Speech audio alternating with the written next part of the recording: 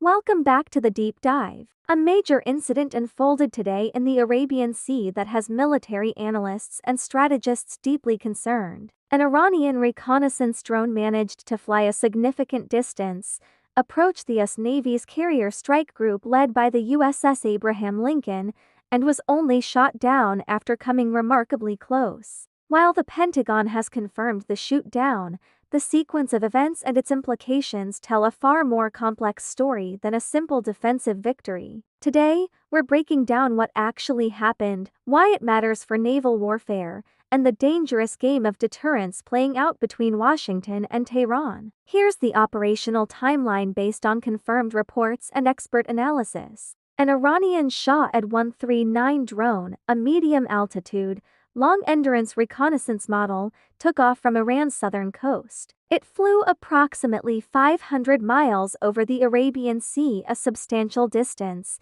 indicating a deliberate, long-range mission. It penetrated the layered defensive perimeter of the USS Abraham Lincoln carrier strike group. This perimeter typically includes Aegis-equipped guided missile destroyers, advanced radar networks, and airborne early warning aircraft. The drone closed to within visual range or what's termed striking distance of the supercarrier. It loitered, conducting surveillance. According to Iranian state media, it successfully transmitted reconnaissance data back to its command center. Then, and only then, was it engaged and shot down by an F-35C Lightning II fighter jet from the carrier. Let's be clear on what this means from a tactical perspective.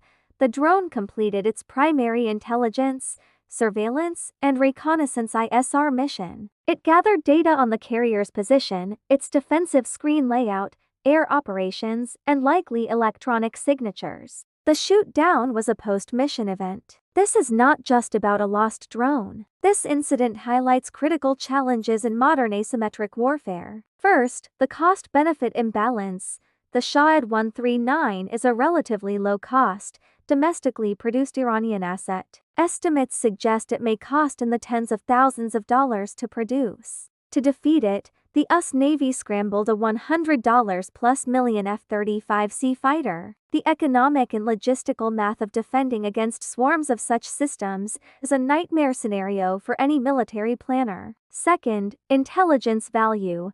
The data collected is operational gold. If tensions were to escalate, this intelligence could inform targeting for anti-ship ballistic missiles, cruise missiles, or coordinated swarm attacks. Iran effectively tested US reaction times, defensive coordination, and identification protocols and gained that data. Third, the deterrence calculus.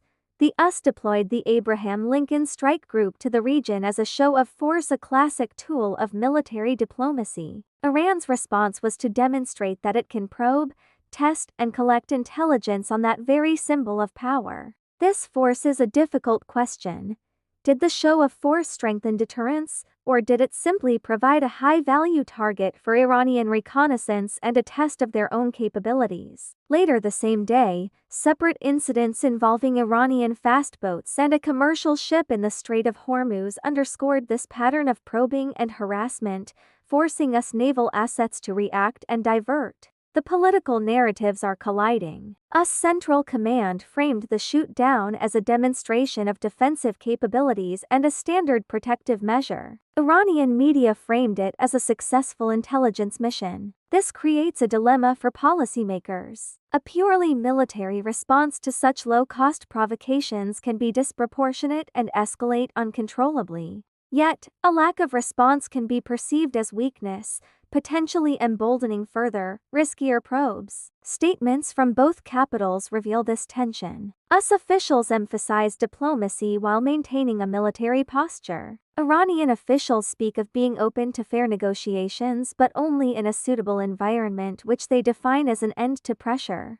The drone incident appears to be a tactical move within this broader strategic stalemate, designed to gain leverage and test resolve. So, where does this leave us? Today's event is a case study in 21st century maritime challenges. It's not about who won a single engagement. It's about the revelation of systemic vulnerabilities. How does a multi-billion-dollar carrier group sustainably defend itself against intelligent, low-cost, disposable surveillance platforms. This is a question the Pentagon is urgently analyzing. The maximum pressure strategy now faces a critical test. Has it coerced Iran into negotiations, or has it incentivized them to develop and demonstrate asymmetric tactics that nullify traditional US military advantages? The path ahead is perilous. Further probes are likely. The risk of miscalculation is high. Both sides are signaling strength while searching for an off-ramp, but from fundamentally incompatible positions. For now,